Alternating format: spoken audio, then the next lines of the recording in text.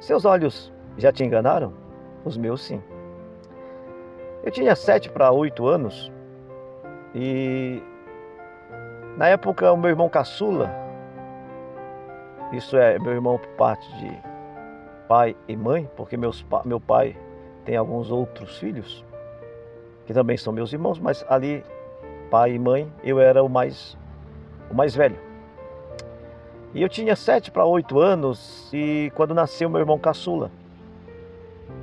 E na época, eu nasci no sítio, na época as vacas que tínhamos não estavam com bezerros, isso é, não estavam amamentando, por isso não havia leite ali no sítio, no caso, em nossa casa, e com a criança recém-nascida, minha mãe não conseguia amamentar ali a criança, devido a isso, sobrou para mim pegar o leite no sítio vizinho. Na realidade era na mesma terra, era até moradores das terras da minha família, mas eles tinham vaca leiteira e nós não. Então eu ia pegar de manhã logo cedo, e quando falo de manhã no sítio é antes do sol nascer, antes do nascer do sol, eu saía de casa cedinho para ir esperar ali eles tirar o leite da vaca, e eu pegava um litro de leite e levava para casa. E geralmente na volta eu voltava já ali no amanhecer do dia, né, o sol nascendo, naquele alvorecer em que a noite estava virando dia. Então a visão das coisas não era muito clara. E para eu ir buscar aquele leite, eu tinha que atravessar um rio. Atravessava em cima de uma cachoeira, lugar onde tomávamos banho com frequência. O lugar para mim era um lugar cotidiano. Mas naquela manhã, ao voltar, quando eu passei para buscar o leite, eu não percebi, mas na volta eu vi que havia algo dentro da água naquele rio, e aquilo me pareceu uma mulher deitada na água, com os cabelos sendo levados pela água. Eu parei, assustado, apavorado, com aquela visão daquela mulher deitada, com seus cabelos sendo levados pela água. Parei, pensei, e não tive coragem de me aproximar. Então voltei para o lugar onde eu tinha pegado o leite, e lá contei o relato. Desesperado, convenci a todos que havia uma mulher deitada no rio, com os cabelos sendo levados pela água. E as pessoas pegaram suas espingardas, que era prática naquela época.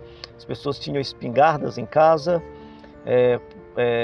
geralmente para caçar, e pegaram os cachorros, e todo mundo parou o que estava fazendo e foi comigo.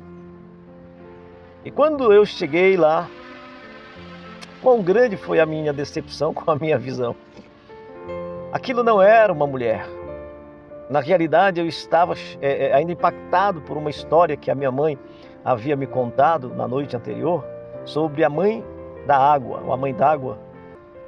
A mãe, minha mãe, como qualquer outra mãe, com medo do filho morrer afogado, nos colocava medo, dizendo que nós não poderíamos nos aproximar de um corpo d'água, seja um rio ou uma represa, ou mesmo uma nascente, porque ali tinha a mãe d'água que poderia nos puxar para baixo e nos matar. E eu estava tão impressionado com aquela história que, ao ver aquela visão, veio na minha mente que era a tal da mãe d'água.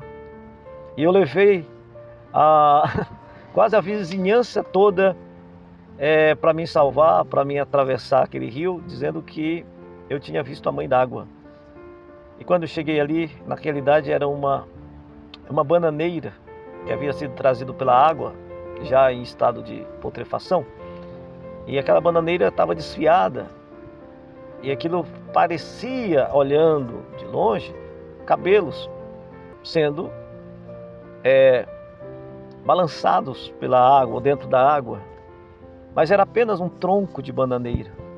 Acho que tinha algumas palhas de bananeira também. E me tornei motivo de chacota naquele momento, né? As pessoas armadas para matar aquilo que eu afirmava ter visto no rio. Fui para casa decepcionado, cabisbaixo, mas a história correu. Mas por que eu estou contando isso? Porque essa não foi a única vez que eu fui enganado pela primeira impressão, né? Movido por conceitos e preconceitos, muitas vezes nós nos deixamos levar por uma visão que não é a realidade.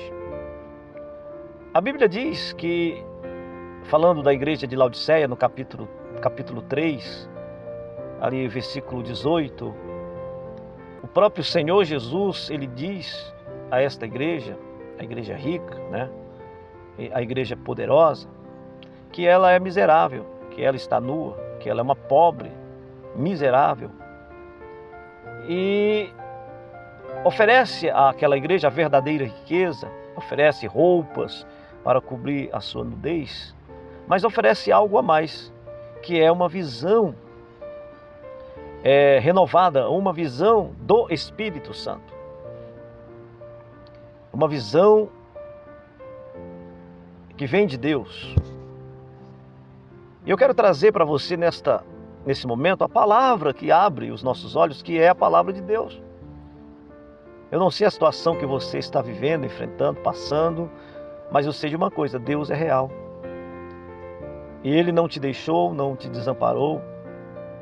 Se você o buscar de todo o seu coração, teus olhos verão o agir de Deus em teu favor. Não deixe que a visão turva, míope, do teu entendimento natural das coisas atrapalhem ou te deixe de viver pela fé, porque a fé é uma visão, é uma convicção, a certeza de que Deus é Pai, de que Deus é amor, de que Deus é misericordioso, e de que a palavra dele é o manual de orientação e direção para as nossas vidas. Então eu te convido a buscar na palavra de Deus a visão para o seu dia a dia. Buscar em Deus a orientação para a sua vida. Não deixe que aquilo que o mundo está te apresentando venha moldar ou venha dirigir os seus passos. Deixa Deus abrir os seus olhos. Peça a Deus que abra os seus olhos. Eu quero orar nesse momento por você. Em nome de Jesus, Pai, eu te peço, ó Deus, abra os olhos dessa pessoa que está recebendo esta palavra, a fim de que ela veja além do natural, a fim de que ela veja que tu estás agindo em seu favor. Pai, em nome de Jesus, eu te peço. Amém. Que Deus abençoe a todos.